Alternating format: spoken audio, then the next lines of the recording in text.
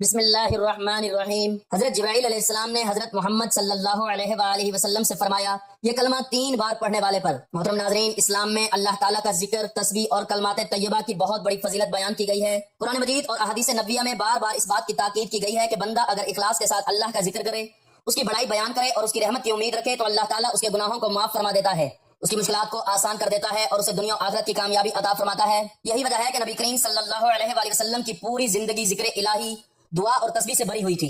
آپ صلی اللہ علیہ وآلہ وسلم اپنے صحابہ کرام رضی اللہ تعالیٰ عنہ کو ایسے کلمات اور اذکار سکھاتے تھے جو نہ صرف گناہوں کی معافی کا سبب بنتے بلکہ قبر و آخرت کی سختیوں سے بھی حفاظت کا ذریعہ بنتے تھے۔ اسی طرح بعض مواقع پر حضرت جبرائیل علیہ السلام اللہ تعالیٰ کی طرف سے ایسے مبارک پیغامات اور کلمات لے کر نازل ہوتے تھے جن میں امت محمدیہ کے لیے عظیم بشارتیں اور رحمتیں ہوتی تھیں۔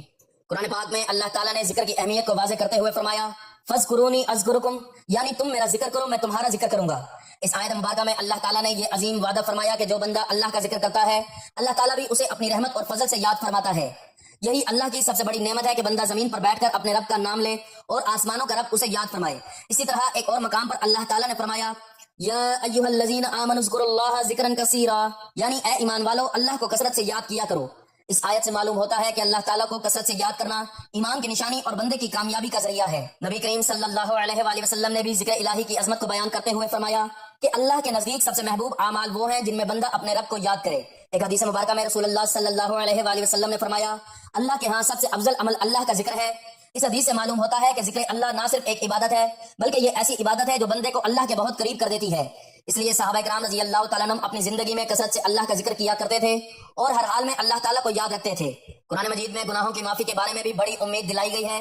اللہ تعالیٰ فرماتا ہے، ان اللہ یغفر الذنوب جميعا، یعنی بے شک اللہ تمام گناہوں کو معاف فرما دیتا ہے۔ یہ آیت بندوں کے لیے بہت بڑی بشارت ہے کہ اگر انسان سچے دل سے اللہ کی طرف رجوع کرے اور اس کا ذکر کرے تو اللہ تعالیٰ اس کے گناہوں کو مٹا دیتا ہے۔ اسی طرح ایک اور آیت میں فرمایا گیا، وَمَن يَعْمَلْ سُوءًا أَوْ يُظْلِمَ نَفْسَهُ ثُمَّ يَسْتَغْفِرُ اللَّهَ يَجِدْ اللَّهَ غَفُورًا رَحِيمًا، یعنی جو شخص کوئی برائی کر بیٹھے یا اپنی جان پر ظلم کرے پھر اللہ سے معافی مانگے تو وہ اللہ کو بخشنے والا اور مہربان پائے گا۔ حدیث مبارکہ میں بھی ذکر الہی کے ذریعے گناہوں کے مٹنے کی خوشخبری دی گئی ہے۔ نبی کریم صلی اللہ علیہ وآلہ وسلم نے فرمایا، جو شخص دن میں 100 مرتبہ سبحان اللہ و بحمدہ پڑھے اس کے گناہ معاف کر دیے جاتے ہیں اگرچہ وہ سمندر کی جھاگ کے برابر ہوں۔ اس حدیث سے معلوم ہوتا ہے کہ اللہ تعالیٰ اپنے بندوں پر کس قدر مہربان ہے کہ معمولی سا ذکر بھی بڑے بڑے گناہوں کی معافی کا سبب بن جاتا ہے۔ اسی طرح قبر کے عذاب سے بچنے کے بارے میں بھی قرآن و حدیث میں واضح ہدایات موجود ہیں۔ اللہ تعالیٰ فرماتا ہے، یثبت اللہ الذین آمنوا بالقول الثابت، یعنی اللہ ایمان والوں کو ثابت قدم رکھتا ہے۔ مفسرین کے مطابق اس آیت کا ایک مفہوم یہ بھی ہے کہ اللہ تعالیٰ ایمان والوں کو قبر کے سوالات میں ثابت قدم رکھتا ہے۔ نبی کریم صلی اللہ علیہ وآلہ وسلم نے بھی فرمایا کہ جو شخص اللہ کو یاد رکھتا ہے اور ایمان کے ساتھ زندگی گزارتا ہے اللہ تعالیٰ اسے قبر کی سختیوں سے محفوظ رکھتا ہے۔ رسول اللہ صلی اللہ علیہ وآلہ وسلم نے جنت کے بارے میں بھی عظیم بشارتیں سنائی ہیں۔ ایک حدیث میں آپ صلی اللہ علیہ وآلہ وسلم نے فرمایا، جو شخص خالص دل سے لا الہ الا اللہ کہے گا وہ جنت میں داخل ہوگا۔ اسی طرح ایک اور حدیث میں آیا ہے کہ جو بندہ اللہ کا ذکر کرتا ہے اللہ تعالیٰ اس کے لیے جنت میں بلند درجات تیار فرماتا ہے۔ حضرت جبرائیل علیہ السلام کا مقام بھی اسلام میں بہت بلند ہے۔ وہ اللہ تعالیٰ کے مقرب فرشتوں میں سے ہیں اور ان کے ذریعے ہی اللہ کا پیغام انبیاء تک پہنچتا تھا۔ قرآن مجید میں اللہ تعالیٰ نے حضرت جبرائیل علیہ السلام کا ذکر کرتے ہوئے فرمایا، نزل بالروح الامین، یعنی اس قرآن کو روح الامین جبرائیل لے کر نازل ہوئے ہیں۔ اس آیت سے معلوم ہوتا ہے کہ حضرت جبرائیل علیہ السلام کے امانت دار فرشتے ہیں جو اللہ کے احکام اور پیغامات لے کر نازل ہوتے ہیں۔ اسی لیے جب حضرت جبرائیل علیہ السلام نبی کریم صلی اللہ علیہ وآلہ وسلم کے پاس کوئی پیغام یا کوئی کلمہ لے کر آتے تھے تو اس میں یقیناً امت محمدیہ کے لیے بڑی رحمت اور برکت ہوتی تھی۔ اللہ تعالیٰ اپنے بندوں پر بے حد مہربان ہے اور وہ چاہتا ہے کہ اس کے بندے گناہوں سے پاک ہو جائیں، قبر اور جہنم کے عذاب سے محفوظ رہیں اور جنت کے مستحق بن جائیں۔ یہی وجہ ہے کہ قرآن اور احادیث میں بار بار ایسے اذکار اور کلمات کی تعلیم دی گئی ہے جو بندے کی زندگی کو نور سے بھر دیتے ہیں۔ محترم ناظرین، آج ہم ایک ایسے مختصر مگر عظیم ذکر کے بارے میں بات کریں گے جس کے بارے میں روایت میں آتا ہے کہ جبرائیل علیہ السلام نے حضور اکرم صلی اللہ علیہ وآلہ وسلم سے عرض کیا کہ جو بندہ اس کلمے کو 3 مرتبہ پڑھ لے اللہ تعالیٰ اس سے 3 بڑے عذاب دور فرما دیتا ہے۔ یہ کلمہ ہے، یہ کلمہ صرف الفاظ نہیں ہے، یہ ایمان کی بنیاد ہے، نجات کا راستہ ہے اور جنت کی کنجی ہے۔ میرے محترم سامعین، قرآن کریم میں اللہ تعالیٰ فرماتا ہے، فَاعْلَمْ أَنَّهُ لَا إِلَهَ إِلَّا اللَّهُ، یعنی جان لو کہ اللہ کے سوا کوئی معبود نہیں۔ یہ کلمہ وہ کلمہ ہے جس کی وجہ سے کافر مسلمان بنتا ہے، گنہگار توبہ کرتا ہے اور بندہ اللہ کے قریب ہو جاتا ہے۔ حضور صلی اللہ علیہ وآلہ وسلم نے فرمایا، جس کے دل میں ذرہ برابر بھی لا الہ الا اللہ کا ایمان ہوگا وہ جنت میں داخل ہوگا۔ وہ 5 نعمتیں جو اس ذکر سے ملتی ہیں، اب ہم اس روایت میں بیان ہونے والی 5 عظیم نعمتوں کو سمجھتے ہیں۔ نمبر 1، تمام گناہ مٹا دیے جاتے ہیں۔ میرے بھائیو، انسان گناہوں سے خالی نہیں ہے، کبھی زبان سے گناہ، کبھی نگاہ سے گناہ، کبھی دل میں گناہ، لیکن اللہ تعالیٰ بہت مہربان ہے۔ حضور صلی اللہ علیہ وآلہ وسلم نے فرمایا، جو شخص خلوص دل سے لا الہ الا اللہ کہے اس کے گناہ معاف کر دیے جاتے ہیں۔ یہ کلمہ ایسا ہے جیسے اندھیرے میں روشنی، गुनाहों का पहाड़ भी हो तो अल्लाह उसे मिटा देता है। नंबर 2, कब्र की सख्ती खत्म हो जाती है। मेरे अजीज दोस्तों, दुनिया की जिंदगी आरजी है। एक दिन ऐसा आएगा कि हम सबको कब्र में जाना है। कब्र की पहली रात बहुत सख्त होती है, लेकिन जो बंदा अल्लाह का जिक्र करता है अल्लाह उसकी कब्र को बाग बना देता है। हदीस में आता है कब्र या तो जन्नत के बागों में से एक बाग है या जहन्नम के गढ़ों में से एक गढ़ा। अल्लाह के जिक्र करने वाले की कब्र कुशादा और रोशन हो जाती है। नंबर 3, कब्र का अजाब खत्म हो जाता है। मेरे भाइयों, कब्र का अजाब बहुत सख्त है। हुजूर सल्लल्लाहु अलैहि वसल्लम अक्सर दुआ करते थे, अल्लाहुम्मा इन्नी अऊज़ु बिका मिन अज़ाबिल क़ब्र, यानी ऐ अल्लाह मुझे कब्र के अजाब से बचा। जो शख्स अल्लाह का जिक्र करता है अल्लाह उसको अजाब कब्र से बचा लेता है। यही वजह है कि औलिया और सालेहीन हमेशा जुबान को जिक्र से तर रखते थे। नंबर 4, पुल सिरात आसान हो जाता है। कयामत के दिन एक पुल होगा जिसे पुल सिरात कहते हैं। यह पुल जहन्नम के ऊपर होगा। हदीस में आता है कि यह पुल बाल से बारीक और तलवार से ज्यादा तेज होगा। लोग अपने आमाल के मुताबिक गुजरेंगे, कोई बिजली की तरह, कोई हवा की तरह और कोई रेंगते हुए। लेकिन जो लोग अल्लाह का जिक्र करते हैं अल्लाह उनके लिए इस पुल को आसान कर देता है। नंबर 5, जन्नत वाजिब हो जाती है। मेरे प्यारे भाइयों, सबसे बड़ी कामयाबी क्या है? ना दौलत, ना शोहरत, ना दुनिया, बल्कि जन्नत। कुरान में अल्लाह फरमाता है फमन ज़ुहज़िहा अनिन नारि व अदखिलल जन्नता फ़क़द फ़ाज़, जिसे जहन्नम से बचा लिया गया और जन्नत में दाखिल कर दिया गया वो कामयाब हो गया। और हुजूर सल्लल्लाहु अलैहि वसल्लम ने फरमाया जिसका आखिरी कलाम ला इलाहा इल्लल्लाह होगा वो जन्नत में दाखिल होगा। मोहतरम नाज़रीन, सहाबा किराम रज़ी अल्लाह तआला अन्हुम हमेशा इस कलमे को पढ़ते रहते थे। हजरत अबू बकर सिद्दीक रज़ी अल्लाह तआला अन्हु कसरत से जिक्र करते थे। हजरत उस्मान रज़ी अल्लाह तआला अन्हु कुरान और जिक्र में मशगूल रहते थे। और हजरत अली रज़ी अल्लाह तआला अन्हु फरमाते थे जमीन पर सबसे अफजल जिक्र ला इलाहा इल्लल्लाह है। मोहतरम नाज़रीन, आज हमारा मसला ये है कि हम घंटों मोबाइल इस्तेमाल कर लेते हैं, घंटों बातें कर लेते हैं, लेकिन 5 मिनट जिक्र नहीं करते। अगर हम रोजाना सिर्फ सुबह शाम चलते फिरते ये कलमा पढ़ना शुरू कर दें तो हमारी जिंदगी बदल सकती है। मेरे अजीज भाइयों और बहनों, आज अहद करें कि हम रोजाना ये कलमा पढ़ेंगे, अपने बच्चों को सिखाएंगे, अपने घर वालों को सिखाएंगे, क्योंकि यही कलमा निजात है, राहत है और जन्नत का रास्ता है। या अल्लाह, हमें कलमा तैयबा की हकीकत नसीब फरमा, हमारी जुबानों को अपने जिक्र से तर रख, हमें कब्र के अजाब से बचा, पुल सिरात को हमारे लिए आसान फरमा और हमें जन्नतुल फिरदौस में दाखिल फरमा। आमीन या रब्बल आलमीन। मेरे प्यारे इस्लामी भाइयों और बहनों, जरा एक लम्हा सोचें, एक दिन ऐसा आएगा जब हमारी सांसें रुक जाएंगी, आंखें बंद हो जाएंगी और हमें कब्र में उतार दिया जाएगा। ना दौलत साथ होगी, ना दोस्त, ना रिश्तेदार, सिर्फ आमाल साथ जाएंगे। लेकिन अल्लाह ने हमें एक ऐसी नेमत दी है जो अगर हम सच्चे दिल से पढ़ लें तो बड़े बड़े अजाब दूर हो जाते हैं। मेरे अजीज सामीन, यह कलमा सिर्फ अल्फाज नहीं है, यह जन्नत की कुंजी है। नबी करीम सल्लल्लाहु अलैहि वसल्लम ने फरमाया जिसने सच्चे दिल से ला इलाहा इल्लल्लाह कहा वो जन्नत में दाखिल होगा। ये वो कलमा है जिसने गुलाम को सरदार बनाया, कमजोर को ताकतवर बनाया और दुनिया को बदल दिया। सहाबा का ईमान हिला देने वाला वाकया, एक सहाबी थे हजरत बिलाल रजी अल्लाह तआला अन्हु। कुफार मक्का उन्हें सख्त अजाब देते थे, गर्म रेत पर लिटाते, सीने पर पत्थर रखते और कहते इस्लाम छोड़ दो। लेकिन बिलाल रजी अल्लाह तआला अन्हु की जुबान पर सिर्फ एक लफ्ज था, अहद अहद, अल्लाह एक है, अल्लाह एक है। यही कलमा था जिसने एक गुलाम को इस्लाम की तारीख का अजीम इंसान बना दिया। मेरे भाइयों और बहनों, हम जिस दुनिया के लिए इतनी मेहनत कर रहे हैं ये दुनिया हमेशा रहने वाली नहीं। कुरान कहता है कुल्लू नफ्सिन ज़ाइक़तुल मौत, हर नफ्स को मौत का मजा चखना है। एक दिन हम भी कब्र में होंगे, हमारा घर भी किसी और का होगा और लोग हमें भूल जाएंगे, लेकिन जो चीज बाकी रहेगी वो है अल्लाह का जिक्र। मेरे प्यारे दोस्तों, कब्र की पहली रात बहुत सख्त होती है, इंसान अंधेरे में अकेला होता है, लेकिन हदीस में आता है कि जो बंदा अल्लाह का जिक्र करता है अल्लाह उसकी कब्र को जन्नत का बाग बना देता है। कयामत के दिन एक पुल होगा जिसे पुल सिरात कहते हैं। यह पुल जहन्नम के ऊपर होगा। लोग अपने आमाल के मुताबिक गुजरेंगे, कोई बिजली की तरह, कोई हवा की तरह, कोई रेंगते हुए, लेकिन अल्लाह का जिक्र करने वालों के लिए अल्लाह उस पुल को आसान बना देगा। हजरत उमर रजी अल्लाह तआला अन्हु का ईमान, हजरत उमर रजी अल्लाह तआला अन्हु इस्लाम के दुश्मन थे। एक दिन नबी सल्लल्लाहु अलैहि वसल्लम को कत्ल करने निकले, लेकिन जब कुरान की आयत सुनी तो दिल बदल गया। वो फौरन हुजूर सल्लल्लाहु अलैहि वसल्लम के पास आए और कहा अशहदु अल्ला इलाहा इल्लल्लाहु व अशहदु अन्ना मुहम्मदन अब्दुहु व रसूलुहु। ये कलमा पढ़ते ही उमर रजी अल्लाह तआला अन्हु दुश्मन से इस्लाम के अजीम मुहाफिज बन गए। मेरे भाइयों और बहनों, आज हमारा मसला यह है कि हम घंटों मोबाइल इस्तेमाल कर लेते हैं, घंटों फजूल बातें कर लेते हैं, लेकिन 5 मिनट अल्लाह का जिक्र नहीं करते। अगर हम रोजाना सुबह शाम चलते फिरते ये कलमा पढ़ना शुरू कर दें तो हमारी जिंदगी बदल सकती है। एक बुजुर्ग हर वक्त ला इलाहा इल्लल्लाह पढ़ते रहते थे। लोगों ने पूछा आप इतना जिक्र क्यों करते हैं? उन्होंने कहा मुझे डर है कि कहीं मेरी आखिरी सांस इस कलमे के बगैर न निकल जाए।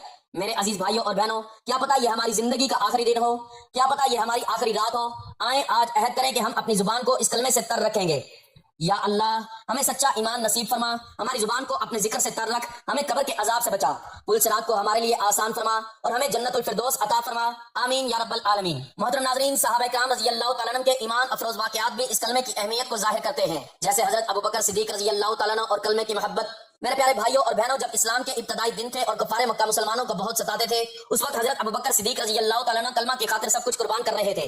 ایک دن کفار نے انہیں اتنا مارا کہ وہ بے ہوش ہو گئے۔ جب ہوش آیا تو سب سے پہلا سوال کیا، انہوں نے پوچھا میرے آقا محمد صلی اللہ علیہ وآلہ وسلم کیسے ہیں؟ لوگوں نے کہا ابھی آپ اپنی فکر کریں، لیکن ابوبکر صدیق رضی اللہ تعالیٰ عنہ نے فرمایا جب تک میں رسول اللہ صلی اللہ علیہ وآلہ وسلم کو نہ دیکھ لوں مجھے سکون نہیں آئے گا۔ یہ ہے کلمہ اور رسول صلی اللہ علیہ وآلہ وسلم سے محبت۔ میرے محترم بھائیوں، حضرت عثمان غنی رضی اللہ تعالیٰ عنہ کلمہ کے سچے عاشق تھے۔ ایک مرتبہ مدینہ میں قحط پڑ گیا، لوگوں کے پاس کھانے کو کچھ نہیں تھا۔ حضرت عثمان رضی اللہ تعالیٰ عنہ کا تجارتی قافلہ آیا جس میں سینکڑوں اونٹ اناج سے بھرے ہوئے تھے۔ تاجر آئے اور کہا ہم زیادہ قیمت دیں گے، لیکن عثمان رضی اللہ تعالیٰ عنہ نے فرمایا مجھے اس سے بھی زیادہ منافع مل رہا ہے۔ لوگوں نے پوچھا کہاں سے؟ انہوں نے فرمایا اللہ مجھے اس کا 10 گنا اجر دے گا اور سارا اناج غریبوں میں صدقہ کر دیا۔ میرے عزیز دوستو، حضرت علی رضی اللہ تعالیٰ عنہ بچپن میں اسلام قبول کرنے والے پہلے لوگوں میں سے تھے۔ انہوں نے اپنی پوری زندگی اسلام کے لیے وقف کر دی۔ ایک جنگ میں ایک دشمن ان کے نیچے آ گیا، حضرت علی رضی اللہ تعالیٰ عنہ اسے مارنے لگے۔ اس شخص نے حضرت علی رضی اللہ تعالیٰ عنہ کے چہرے پر تھوک دیا۔ حضرت علی رضی اللہ تعالیٰ عنہ فوراً ہٹ گئے۔ لوگوں نے پوچھا آپ نے اسے کیوں چھوڑ دیا؟ حضرت علی رضی اللہ تعالیٰ عنہ نے فرمایا پہلے میں اللہ کے لیے لڑ رہا تھا، لیکن جب اس نے میرے چہرے پر تھوکا تو مجھے ڈر ہوا کہ کہیں میرا غصہ شامل نہ ہو جائے۔ یہ ہے اخلاص اور ایمان کی مثال۔ میرے پیارے بھائیوں اور بہنوں، یہ وہ لوگ تھے جنہوں نے کلمہ کے لیے جان دی، مال دیا اور زندگی دے دی، اور آج ہم ہیں کہ کلمہ پڑھتے بھی ہیں لیکن اس کی قدر نہیں کرتے۔ آئیں آج عہد کریں کہ ہم اپنی زندگی کو اس کلمے کے مطابق گزاریں گے۔